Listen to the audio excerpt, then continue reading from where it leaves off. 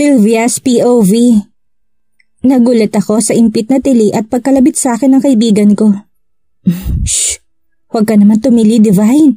Nakakahiya ka talaga, sabi ko sa mahinang tono. So sorry sir, hingin pa umanhin niya sa katabi ko.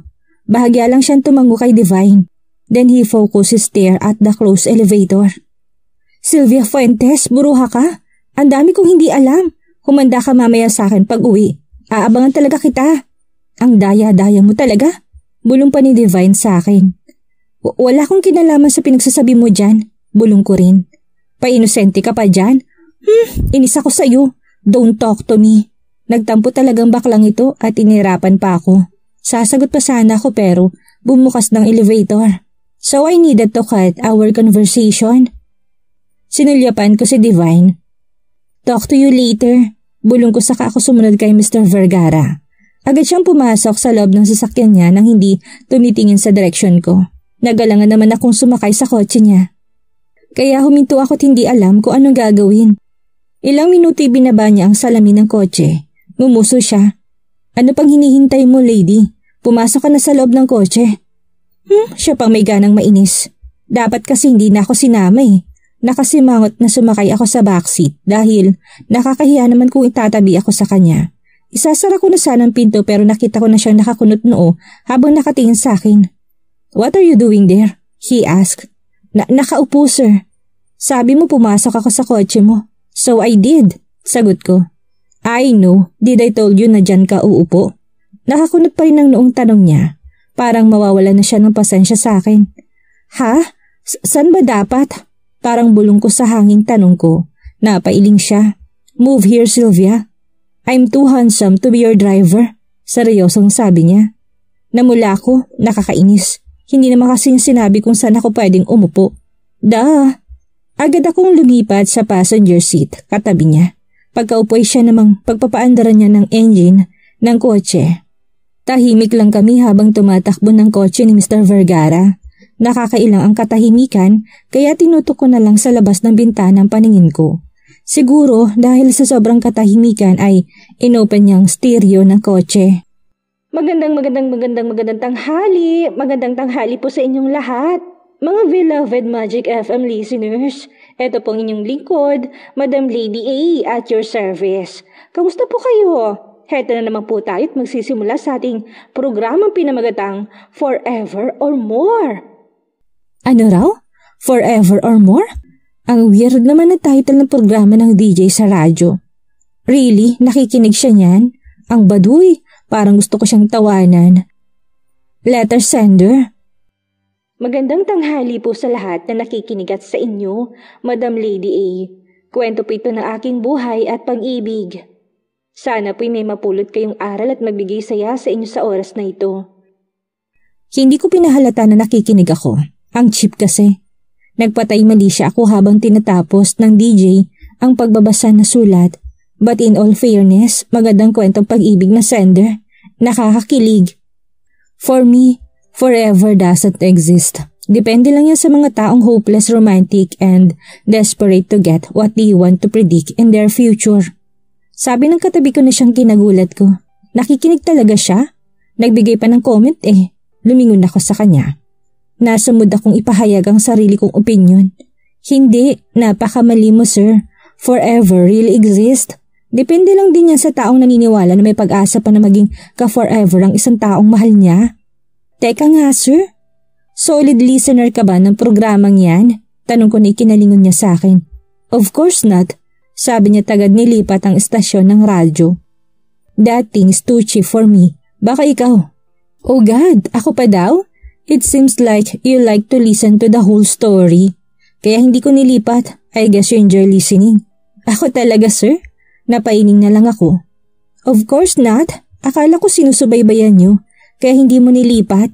At sino ba naman ako para magreklamo sa gusto mo? Sasakyan mo ito't stereo mo yan. I said while raising my eyebrows. Kaya nga ako nandito ngayon dahil sinusunod kong utos mo bilang boss ko.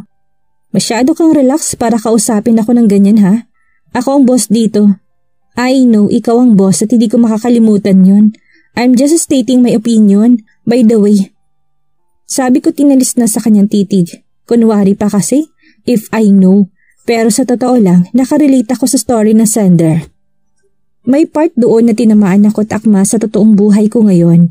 Pero partly, we're not alike. Sobrang hindi. Sa nalipatan niyang radio station ay ang nakasalang na kanta ay Forevermore by Side A. Wow ha? Puro Forevermore na itong mga radio station. Siguro dahil sikat ito sa teleserye ng Channel 2. Sa bagay, Pinoy kung anong sikat, yun ang tinatangkilik. Narinig ko na lang na enough na niyang stereo. He drove silently at tumahimik na lang din ako. After 10 minutes ay nakarating din kami sa restaurant kung saan gaganapin ang meeting. Tahimik kong pinagmamasdan ng buong lugar. Napaka-elegante nitong tingnan. Mas maganda at classy kumpara sa kinainan namin nung isang araw.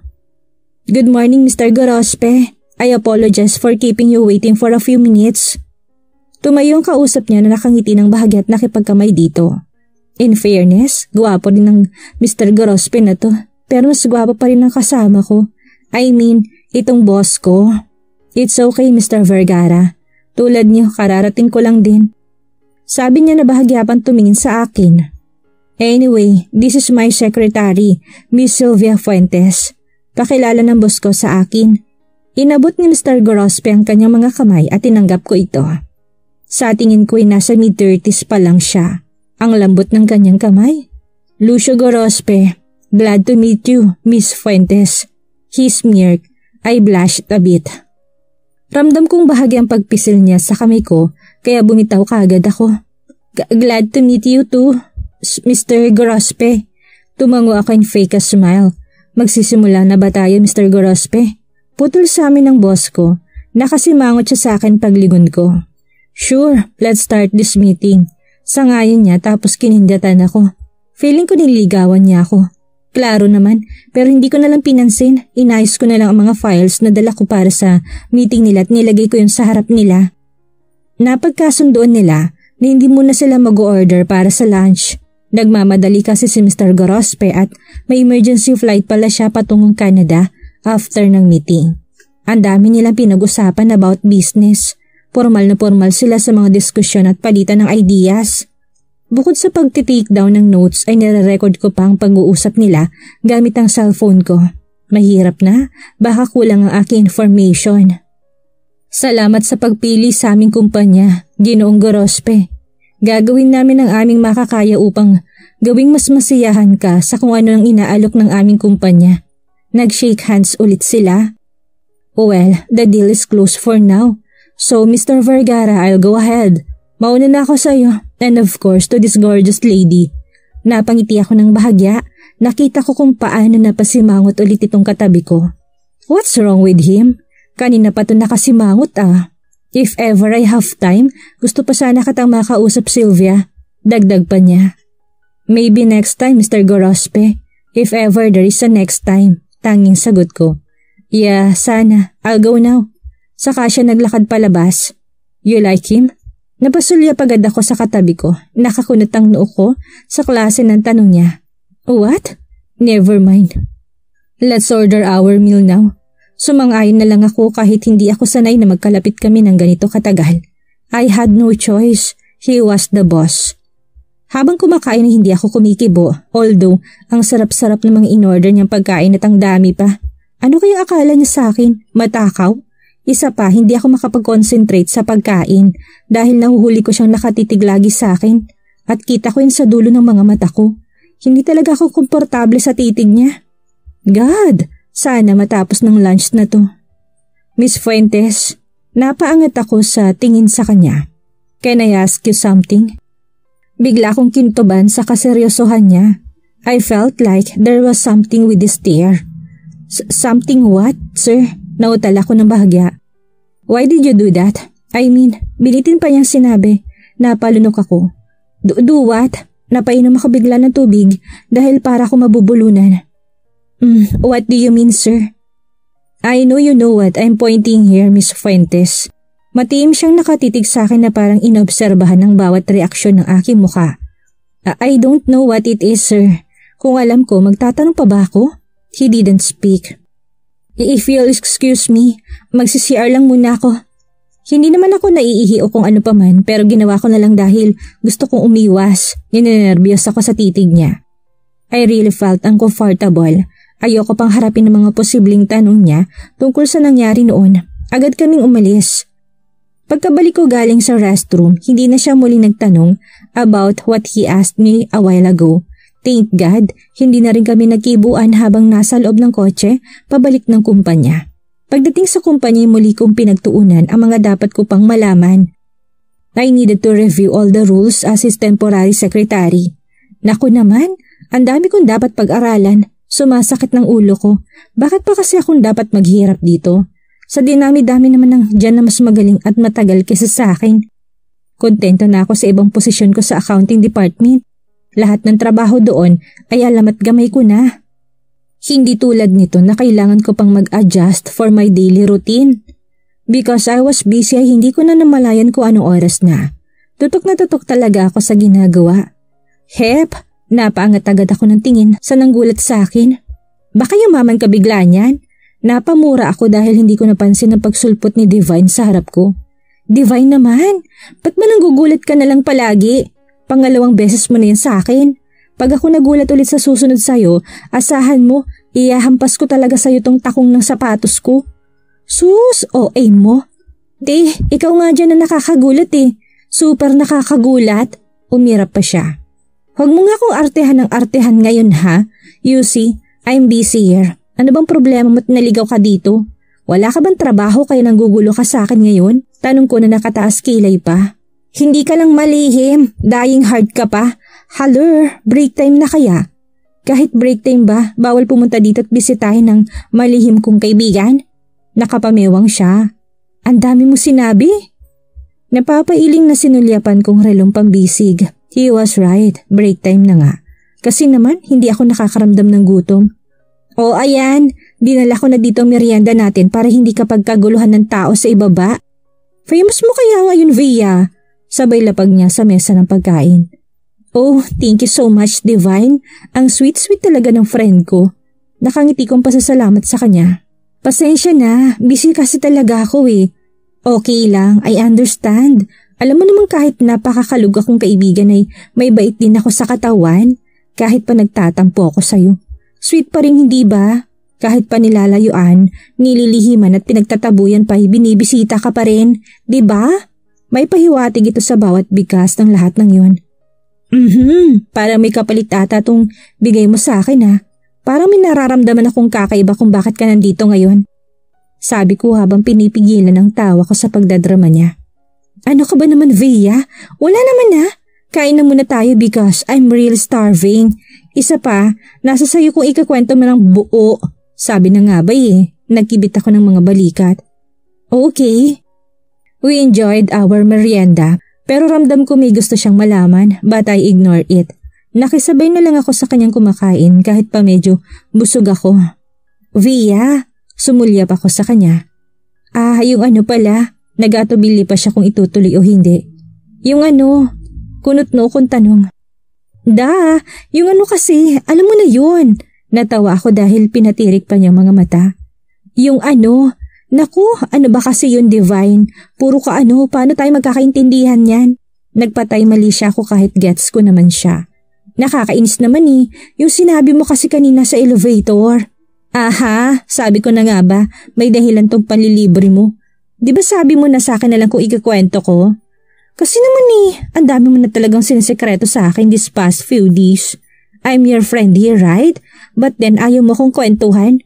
You're making me blind. Sabi niya habang nakasimangot nang umunguya ng pagkain. Anong blind ka dyan? Pinagsasabi mo? Nahahawa ka na yata sa mga chismosa sa ibaba ah? Pwede ba, Divine? Huwag mo muna akong kulitin. As you can see, I'm so busy right now. Hindi tong oras para ikwento ko sa iyong lahat. May panahon para doon. Sus! Busy o ayaw lang talagang magkwento. Sige na, Via. Please, bakit ka kasi napunta dito? Pangungulit niya pa sa akin. Bakit ba kasi gusto mong malaman? Ano naman ngayon kung nandito ako? Please lang, Divine, kung gusto mong malaman, next time na lang. Ikakwento ko sa'yo lahat. Promise. I raised my hand. Okay, ano pa nga bang magagawa ko? Nga pala Via, alam mo ba, yung mga ka-office mate natin, sobrang kinainggitan ka ng malaman nila na hindi ka pala totoong sinisante. At dito ka mismo sa bagong CEO na pinagpapantasyahan nating lahat magtatrabaho. Famous ka talaga, Day, simula nung napansin ka ni Mr. Vergara.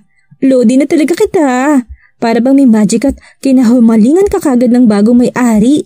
Sabi niya habang sumusulya pa sa nakasarang opisina ng CEO. Pahawak nga, ambunan mo ko ng swerte mo. Sabay hawak sa aking braso. Pinagpag ko kagad ang kamay niya. Teka nga, parang may mali ata sa sinabi mo ah. Bakit nilalahat mo? Sure ka nakasali rin ako sa nagpapantasya sa kanya? Tanong ko. At yung term mo na kinahuhumalingan, ang landi niyan ha, tigilan mo ko. Bakit, hindi ba? He winked at me. Of course, I will never be. He just noticed me kasi nga ako lang ang late sa meeting. Kinabog ko pa lahat ng boss sa pagka-late comer ko. Yun lang yun, diretsa ang sagot ko. Sus, pero gwapo nga siya at crush mo rin siya, di ba? Panunod yun niya. Hindi no, ano ko teenager at bading para mahumaling ka agad. Ouch naman, ano bang problema mo sa bading? Napailing na lang ako at ngumiti. Well, gwapo naman siya. He was cute and totally fit. He was also perfect and ideal.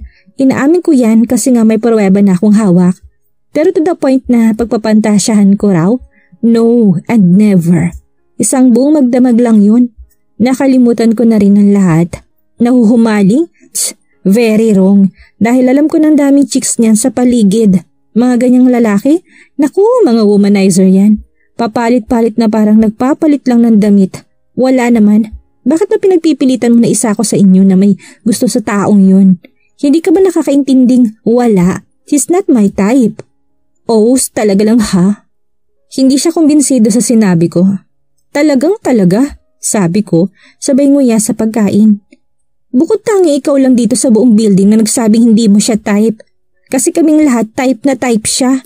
Simple, kasi iba ako sa inyong lahat. Hindi ako basta-basta nagkakagusto kung kanino man. Ayoko sa kanya, period.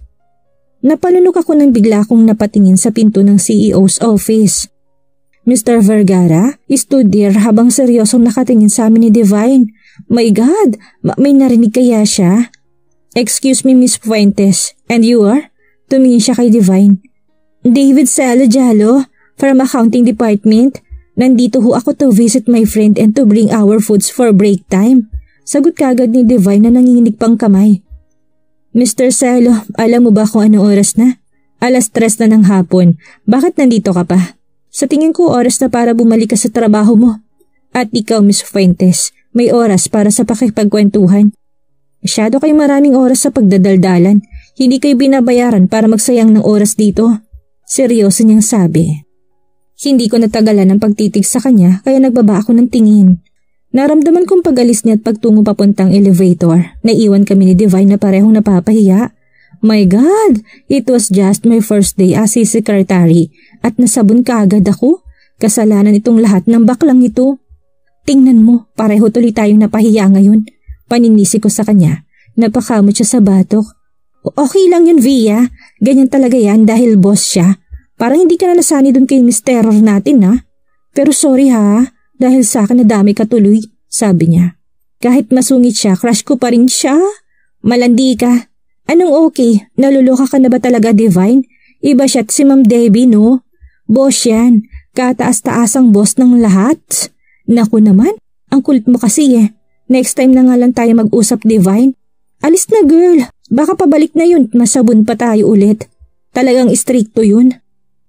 Tumayo na ako, tinila na siya paalis sa mesa ko. Aray naman, sige na. Aalis na ako, basta promise me. Ikukwento mo pa rin sa akin ha? I nodded. Nakipagbeso siya at umalis din kaagad. Habang tinatanaw ko si Divine patungong elevator ay napailing na lang ako. Namimiss ko kaagad ang ingay niya. Ganito ako sa kanya, parang harsh ang dating. Habang siya naman ay kengkoy na pa-sweet.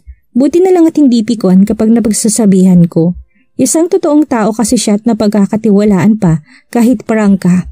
Bilib din ako sa kanya dahil breadwinner siya ng pamilya nila. Hey Miss Fuentes, are you listening to me? Nagulat ako sa malakas na boses na tumawag sa akin. Ha? Oh sir, sorry. Ano ho ulit yon? Nakakunot noo siyang umiling. I said, go back to your post now. Napapahiyang tumango na lang ako at yumuko. Nakita ko siyang pumasok sa opisina niya. I said, go back to your post now. Mukha mo masungit. Yan, magugustuhan ko. Wag na lang. Thank you na lang. Bigla siyang pumihit paharap sa akin at kumunot bigla ang noo nang makita akong nakabusangot ang mukha. Any problem? Wala, sir. Hits. Bring me 2 cups of coffee. Make it fast now. Utos niya. Okay, isusunod ko ho, sagot ko. Maya-may lumapat pa sarang pinto ng opisina nito. Nakahinga ako nang mawala na siya sa paningin ko. Nagmamadali kaagad ako sa paggawa ng kape. Binuhos kong buong effort sa pagtitimpla para makabawi sa paninermon niya sa akin kanina. I prayed as I brewed his coffee. Sana magustuhan niya because this was the best coffee I'd made. Si Dad lang ang ginagawan ko na ganitong klaseng kape. Tignan lang natin kung hindi niya ito hahanap-hanapin palagi. Baka nga maadik pa siya sa akin ito sa kape ko. Tinuruan ako ng aking bayaw kung paano magtimpla ng perpektong timpla ng anumang klase ng kape. Isa rin kasing pamilya nito sa may-ari ng pinakasikat na coffee shop sa bansa nila. Kung tutuusin na hindi ko na kailangan magtrabaho at magkaroon ng boss na tulad ni Mr. Vergara o Ma'am Debbie. Sa sobrang yaman ba naman ng pamilya, nang napangasawa ng ate ko, I could be a lady boss to their other business. Pero ayaw ko manirahan doon at ayaw ko ring umasa sa kanila because I wanted to live like this. I had my freedom here in the Philippines. At hindi ko rin ipagpapalit ang pamumuhay namin ng anak ko dito. Speaking of my family, kinukulit na talaga nila ako magbakasyon sa kanila ngayon. I didn't know kung ano na naman ang idadahilan ko sa kanila. Kinakabahan na talaga ako sa ngayon. Bawat araw na dumaraan, sa wakas ay natapos na rin ako sa paggawa ng special coffee for my boss. At itong isa sa kasama siguro niya. Nilagay ko mga tasa sa isang tray. I knocked 3 times and I sighed before going inside. There he was. Diretso nakatingin sa akin habang papalapit ako sa table niya. Nakakailang kayang iniiwas ko na lang ang tingin sa matiim niyang titig. Lagi na lang bang ganyan? Kung yelo lang ako, siguradong kanina pa ako natunaw sa ginagawa niya. Please, stop it Mr. CEO. Hindi nakakatuwa. I know maganda ako so stop staring at me. Here's your coffee sir. Nilapag ko kagad sa mesa niyang tray. Dahil ramdam ko ng panginginig ng aking kamay, kinakabahan talaga ako kapag ganito kami kalapit sa isa't isa. Feeling ko may gagawin siya na ikaka-breakdown ng mga nerves ko. Thank you. Malumanan niya sabi. Via, napatingin kagad ako sa mukha niya, kinindatan niya ako. Via? Oh no, he still remembers me. He wants me to remember something. Sinadya niya yun. Oh God, sabi ko na kilala pa rin niya ako sa pangalang yun. Ano kayang sasabihin ni Franco na ikakagulat ni Sylvia? Hanggang kailan niya may tatago kay Franco kung sino siya sa nakaraan ng binata? Yan ang ating aalamin sa susunod nating kabanata.